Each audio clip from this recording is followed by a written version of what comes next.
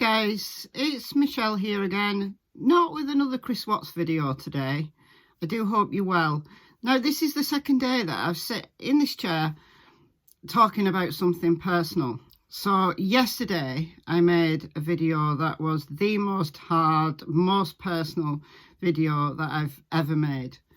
I posted it to my members. Sorry, my dog's grumbling in the background. I posted it to my members and I've been building up the courage to make it public.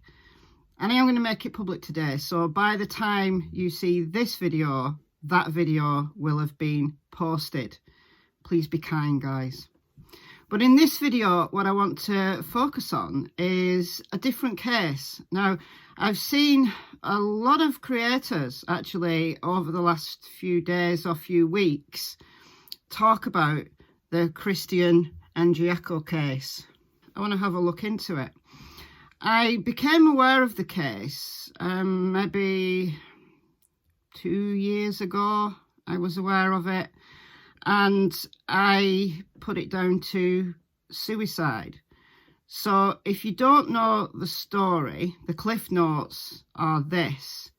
Christian was a 20-year-old man living in Mississippi, and he was a tugboat worker, worked on a tugboat. He had a love of water, a love of the sea, and it was his dream to be the youngest ever captain of a tugboat. And he was getting paid decent money for it. It was hard work. He was away from home a lot, but he was compensated for that, and he loved his job. Now, on this day in February 2014, he received some information from a male friend that his girlfriend, Whitley, who was actually only 17, was hightailing it around in his car. He had a BMW, and mixing with guys, and I guess him being miles and miles and miles away from home, he thought the worst. And he felt he needed to take some leave from work and go home. And he got his friend Dylan to pick him up. So I'm actually going to read you Dylan's statement in a moment. So Christian was found dead by friend Dylan only hours after Dylan picked him up. He was found in a bathroom, kind of over the tub, with his arms kind of by his sides but outside of the tub, face down. He'd been shot through the head. It was put down to suicide. It was registered as a suicide. There was no police investigation, which is an issue, a massive issue. The scene was kind of looked at. It was cleared within like 45 minutes and it was put down to a suicide. Now, I've had a friend that committed suicide. And I know, a very close friend actually, and I know just how difficult it is to accept when someone chooses to take their own life. My friend, it was out of the blue that it happened on this particular day, but it wasn't a surprise when the police contacted me and came to see me. It wasn't a surprise because he talked about suicide. He'd actually said to me a few years before, actually, he said, one day I know I will take my own life. And he went through periods of depression. He'd been on pills that didn't work for him. He'd been to therapy, which had some effect, but he always kind of slipped back into a depression. And then when he got on his lowest ebb, he would drink alcohol, which made the whole situation worse. And he'd send Facebook messages like these. I'll put them on screen. One of them was 2013, one 2014. So he went through long periods where he was fine. Absolutely fine. You wouldn't think there was anything wrong with him. And then he'd have these periods that were so dark. And I think they would just come on very quickly. They were so dark. It was a shock, but it wasn't a surprise, if that makes sense. But even with that knowledge, even with the fact that the police in his home found a note They found his PIN number, his bank card, his pension details. It was clear, you know, there was a coroner's inquest. It was clear what the verdict was going to be. I spoke at that hearing and gave evidence. Yeah, it's very personal to me, and I don't really like cases where there's suicide involved. But then I saw Kendall Ray's documentary about Christian, and I've recently watched it again, and it's reminded me about the amount of questions that are out there about Christian's case. His parents have campaigned now. You know, they're in the 7th year of campaigning that the case needs to be reopened. And there's a lot of information that's kind of out there that's gone on about how they've campaigned. You know, that's what the Kendall Ray documentary was all about. I haven't seen the 48 hours one because I don't have access to it. It was Dylan who made the distraught 911 call, and it was supposedly Dylan that found him. And then girlfriend Whitley can be heard in the background, utterly distraught. I mean, they sound so genuine. All right, who is it, sir? Christian Andreacchio. Christian Andreacchio? Yeah. Okay, and you said he committed suicide? Yes, ma'am. He's laying across the bathroom tub, and he's got blood everywhere. Okay, you said there's blood everywhere. He's across the bathroom? Yes, ma'am. Okay, he's not breathing? No, ma'am. Okay. What's your name? Yes. Dylan Swearingen.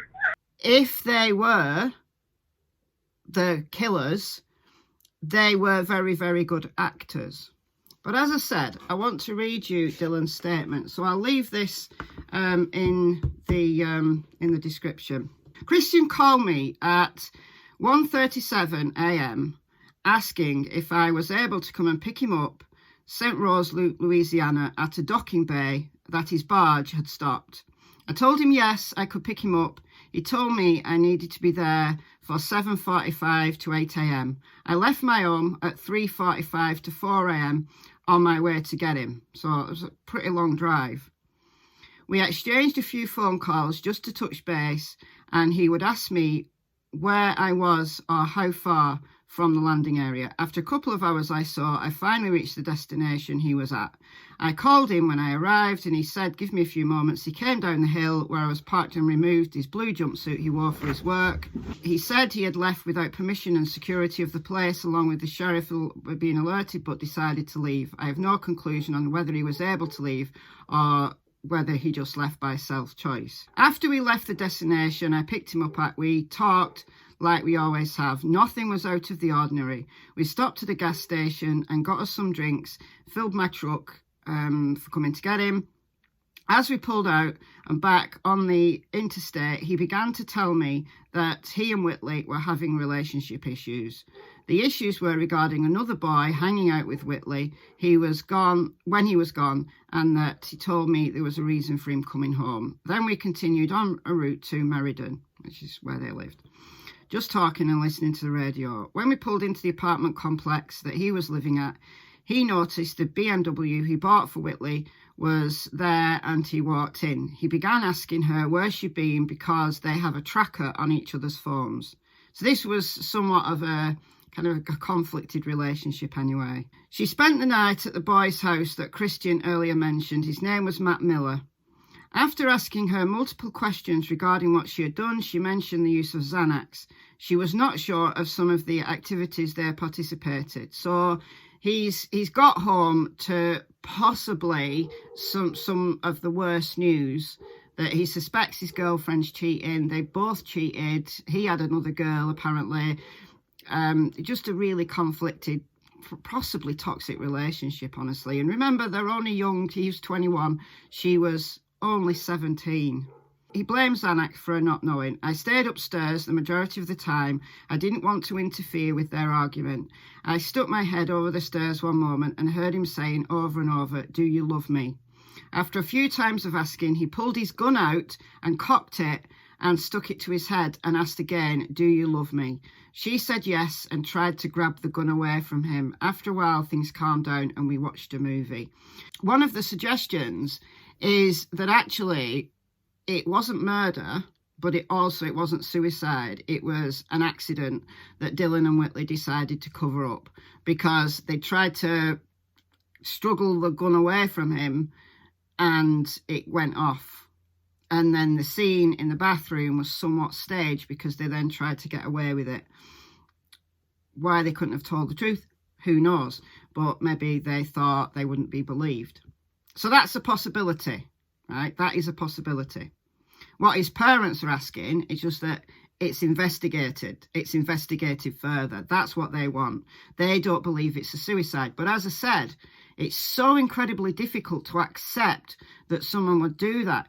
Even when you know that they've said, as my friend said, multiple times, that this is what he was going to do. He didn't want to do it. He felt he had no choice.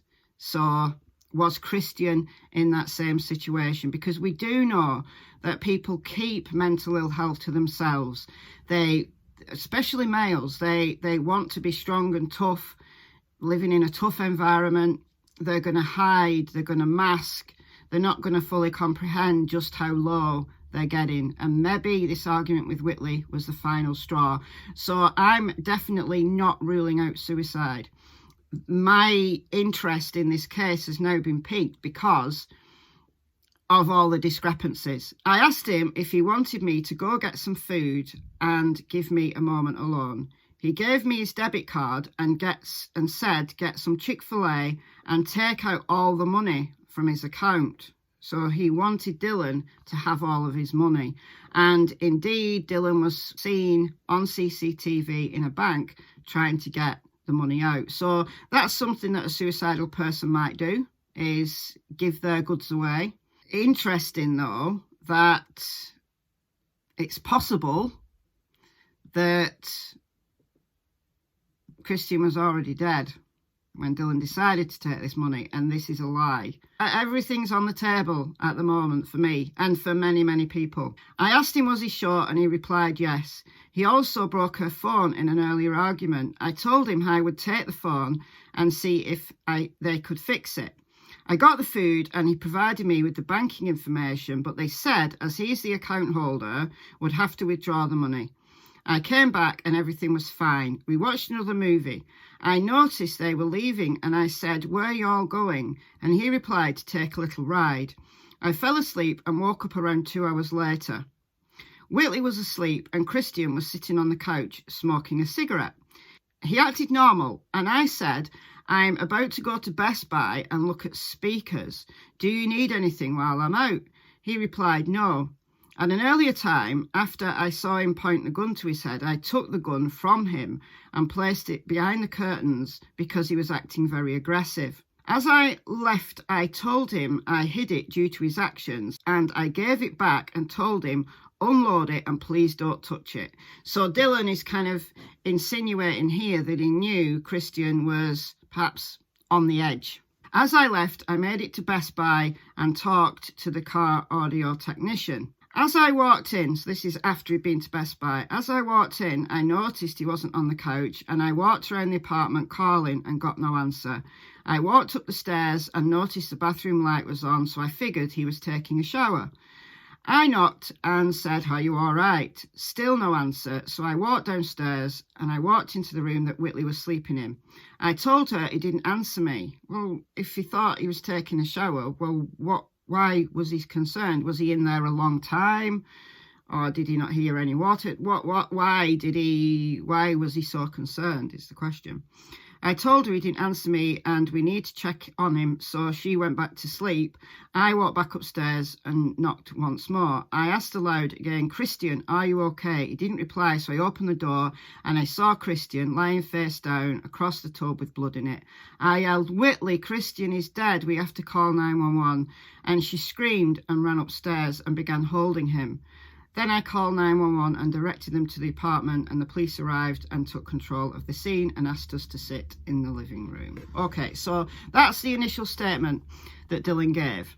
And as I said, as you've heard, the 911 call is distraught, right? These people have to be really good actors. If they intentionally went out to murder Christian for money, for his, you know, his life insurance, the money he got in his bank, he was earning decent money.